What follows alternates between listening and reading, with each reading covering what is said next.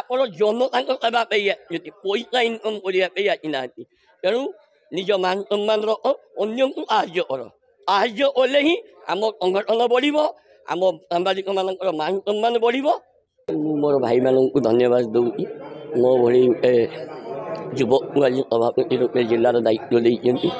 ସର୍ବପ୍ରଥମେ ଆଗକୁ ସାମ୍ବାଦିକମାନଙ୍କର ପେନ୍ସନ୍ ଆଉ ସାମ୍ବାଦିକଙ୍କ ହେଲ୍ଥ ପ୍ରୋବ୍ଲେମ୍ ଯାହା ବିଗତ ଦିନରେ ସରକାର କରିନାହାନ୍ତି, ଆମେ ତାକୁ ଉଠାଇବା ପାଇଁ ଦାବି ରଖିବୁ।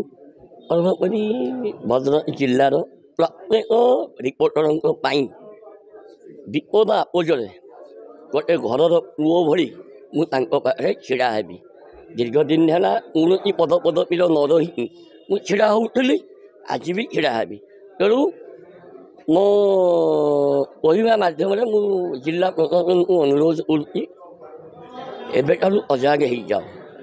ଯଦି କୌଣସି ଜାଗାରେ କୌଣସି ସାମ୍ବାଦିକ ଭାଇକି ଅପମାନିତ କରାହେଲା, ତାହେଲେ ଆମେ ଗାନ୍ଧୀଜୀଙ୍କ ନୀତି ଆଦର୍ଶରେ ରହି ତାକୁ ବିରୋଧ କରିବୁ ଏବଂ ଖୁବ୍ ଶୀଘ୍ର ମାସେ ମଧ୍ୟରେ ଭଦ୍ରକ ଜିଲ୍ଲା କାର୍ଯ୍ୟରତ ରିପୋର୍ଟରମାନଙ୍କର ଗୋଟେ ଘର ପାଇଁ ଦୀର୍ଘ 10 ବର୍ଷ ହେଲା ଆମେ ଦାବି କରିଛୁ।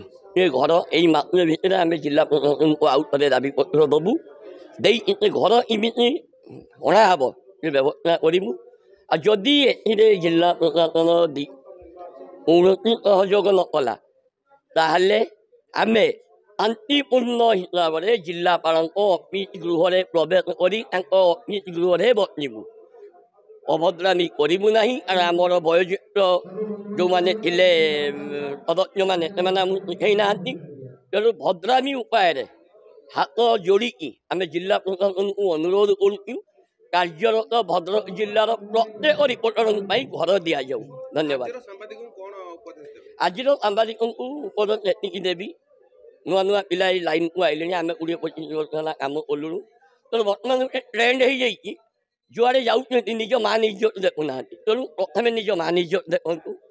କାର୍ଯ୍ୟ ତ ହେବ, ଆପଣ ଯେଉଁ ଲାଇନ୍କୁ ଆଇଛନ୍ତି ସେ ଲାଇନ୍ ଗୋଟେ ଅନେକ ଲାଇନ୍, ଆପଣ ଧନ୍ୟବାଦ ନିଜକୁ ଇଏ କରିବା କଥା। ମୁଁ ହରିହର ନାୟକ, ଓଇଜର ଜିଲ୍ଲା ସଭାପତି ଭାବରେ ଦୀର୍ଘ ବର୍ଷ କାମ କରିଥିଲି। ଆଜି ମୋର କାର୍ଯ୍ୟରୁ ଅବ୍ୟାହତ ନେଇଛି ଏବଂ ନୂତନ କର୍ମକର୍ତ୍ତା ଆଜି ଚୟନ ହୋଇଛନ୍ତି। ଓଇଜ ସବୁବେଳେ ସାମ୍ବାଦିକ ସ୍ୱାର୍ଥ ପାଇଁ ଆଗକୁ ଆସେ।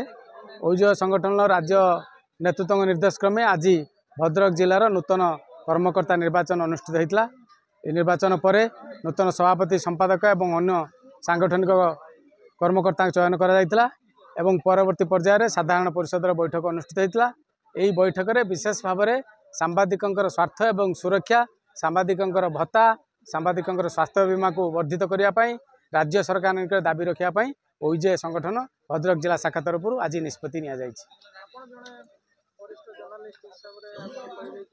ବେଳେବେଳେ ସାମ୍ବାଦିକମାନଙ୍କୁ ବହୁତ ଅସୁବିଧାରେ ପ୍ରଶାସନ କ୍ଷେତ୍ରରେ ହେଉ, ରାଜନୈତିକ କ୍ଷେତ୍ରରେ ହେଉ ଅସୁବିଧାର ସମ୍ମୁଖୀନ ହେଉଛନ୍ତି।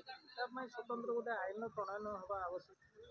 ଦେଖନ୍ତୁ, ସାମ୍ବାଦିକତାଟା ଗୋଟେ କଠିନ କାର୍ଯ୍ୟ। ଏଇ ରାସ୍ତାରେ ଯେଉଁମାନେ ପାଦ ଦେଇଛନ୍ତି ସେ ବହୁ ବାଧାବିଘ୍ନ ଦେଇକି ଅତୀତରେ ଯେଉଁମାନେ ସାମ୍ବାଦିକତା କରୁଥିଲେ ସେମାନେ ବହୁତ କଷ୍ଟ ସ୍ୱୀକାର କରିଛନ୍ତି। ଏବେ ତ ସରକାର, ଅତୀତର ସରକାର ଏବଂ ଆଗାମୀ ଦିନରେ ଯେଉଁ ସରକାର ଆସୁଛନ୍ତି ସେମାନେ ସାମ୍ବାଦିକଙ୍କ ପାଇଁ ବିଭିନ୍ନ ଯୋଜନା କରିବା ପାଇଁ ନିଷ୍ପତ୍ତି ନେଇଛନ୍ତି ଏବଂ ପୂର୍ବ ସରକାର ମଧ୍ୟ କିଛି ନିଷ୍ପତ୍ତି ନେଇଥିଲେ। କରୋନା ସମୟରେ ଯେଉଁ ସାମ୍ବାଦିକ ବନ୍ଧୁମାନେ ମୃତାହତ ହୋଇଥିଲେ ସେମାନଙ୍କ ପାଇଁ ମଧ୍ୟ ଆର୍ଥିକ ସହାୟତା ଦିଆଯାଇଥିଲା। ବୀମା ଯୋଜନା, ବୀମା ରାଶି ଯୋଜନା କରାହେଇଛି ଏବଂ ଯେଉଁ ବୀମା 5 ଲକ୍ଷ କରାହେଇଛି ସେଇଟାକୁ 10 ଲକ୍ଷ କରିବା ପାଇଁ ଦାବି କରାଯାଉଛି। ଏବଂ ସାମ୍ବାଦିକ, ବିଶେଷ କରି ଯେଉଁ ସାମ୍ବାଦିକମାନେ 60 ବର୍ଷ ହୋଇଯାଉଛି ସାମ୍ବାଦିକରୁ ଅବସର ନେଉଛନ୍ତି, ତେଣୁ ସରକାରଙ୍କ ତରଫରୁ ସାମ୍ବାଦିକ ଭତ୍ତା ଯୋଜନା ଆମର ମୁଖ୍ୟ ଦାବି ରହିଛି ଏବଂ ସାମ୍ବାଦିକ ସୁରକ୍ଷା ଯୋଜନା ଆମର ମୁଖ୍ୟ ଦାବି ରହିଛି। ସାମ୍ବାଦିକମାନେ ଅନେକ କଷ୍ଟ ସ୍ୱୀକାର କରି କାର୍ଯ୍ୟ କରନ୍ତି, କିନ୍ତୁ ସେମାନଙ୍କ କଥା ସରକାର କେବେ ବୁଝନ୍ତି ନାହିଁ। ସରକାର ଅନ୍ୟ ସମସ୍ତଙ୍କ କଥା ବୁଝୁଥିଲା ବେଳେ ସାମ୍ବାଦିକଙ୍କର ସ୍ୱାର୍ଥ ଏବଂ ସୁରକ୍ଷା ପ୍ରତି ଦୃଷ୍ଟି ଦିଅନ୍ତି ନାହିଁ, ସାମ୍ବାଦିକଙ୍କର ଅର୍ଥନୈତିକ ଦିଗ ପ୍ରତି ଦୃଷ୍ଟି ଦିଅନ୍ତି ନାହିଁ। ତେଣୁ ଯେଉଁ ସରକାର ଆଗାମୀ ଦିନରେ ଆମକୁ ଶାସନ କରୁଛନ୍ତି ସେମାନେ ସରକାର ସାମ୍ବାଦିକମାନଙ୍କର କଥା ବୁଝିବା ପାଇଁ ଆମର ବର୍ତ୍ତମାନ ଆଗାମୀ କାର୍ଯ୍ୟପନ୍ଥା ଗ୍ରହଣ କରାଯାଇଛି।